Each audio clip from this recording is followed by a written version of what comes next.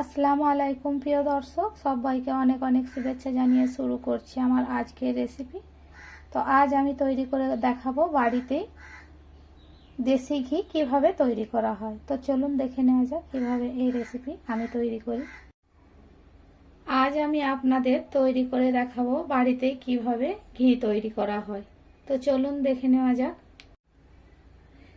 এখানে একটু একটু করে সর আমি তুলে রেখেছি, এক বাটি ভর্তি হয়ে গেছে। এবার এটা নিয়ে নেব, সরটা মিক্সিং জারের মধ্যে নিয়ে নিচ্ছি। ভালোভাবে এটা ব্লেন্ড করে নেব। খুব ভালোভাবে ব্লেন্ড করে নিয়েছি, দেখতেই পাচ্ছেন। এবার এখানে নিয়ে নিয়েছি আইস কিউব, ঠান্ডা পানি। এই পানি ব্লেন্ডারে দিয়ে দেব। দিয়ে দিচ্ছি এখানে ঠান্ডা পানি এবং আইস কিউবগুলো। এতে করে সরের যে মিশ্রণটা ওপরে উঠে আসবে।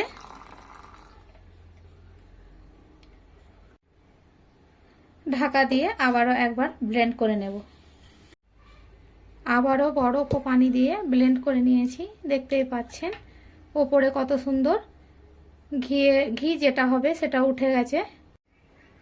এবার এরকম একটা ছাঁকনি নিয়ে নিয়েছি, একটা পাত্রের মধ্যে এটাকে ঢেলে দেব।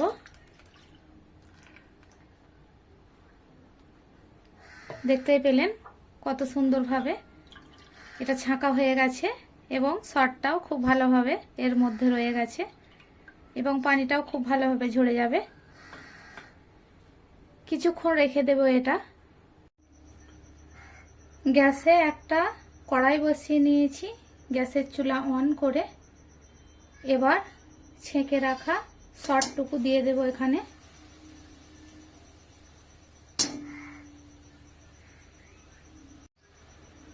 দিয়ে দিচ্ছি একটা কাগজি লেবুর পাতা, এটা অপশনাল, আপনারা না চাইলে না দিলেও হবে। এবার খুব ভালোভাবে এটাকে রান্না করে নেব যতক্ষণ না এর থেকে ঘি বেরিয়ে আসে। এভাবে অনবরত নাড়াচাড়া করব, না হলে তলায় পুড়ে যেতে পারে। তো প্রথমে দেওয়ার পর এরকম ঠিক ফেনা হতে থাকবে, দেখতেই পাচ্ছেন। এভাবে অনবরত নাড়াচাড়া করতে হবে। কিছু সময় জাল করে নেওয়ার পর দেখতেই পাচ্ছেন চারিদিক থেকে একটা তেল তেল ভাব দেখা যাচ্ছে। এবার বুঝবেন যেটা ঘিয়ে পরিণত হচ্ছে।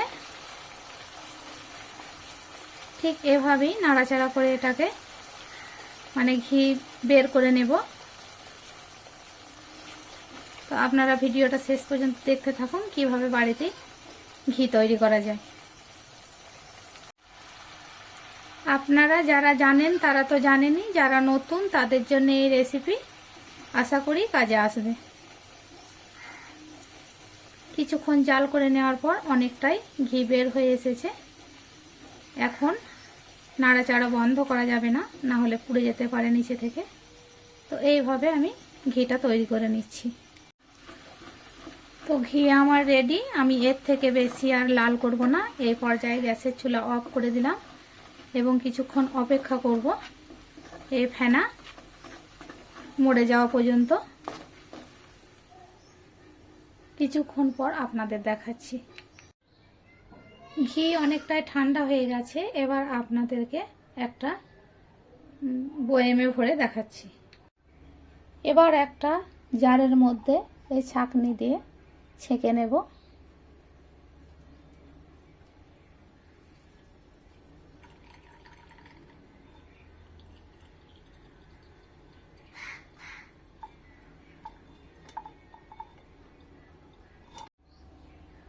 দেখলেন তো কত সহজেই ঘি তৈরি হয়ে গেল। তো আপনারাও বাড়িতে এইভাবে ঘি তৈরি করবেন।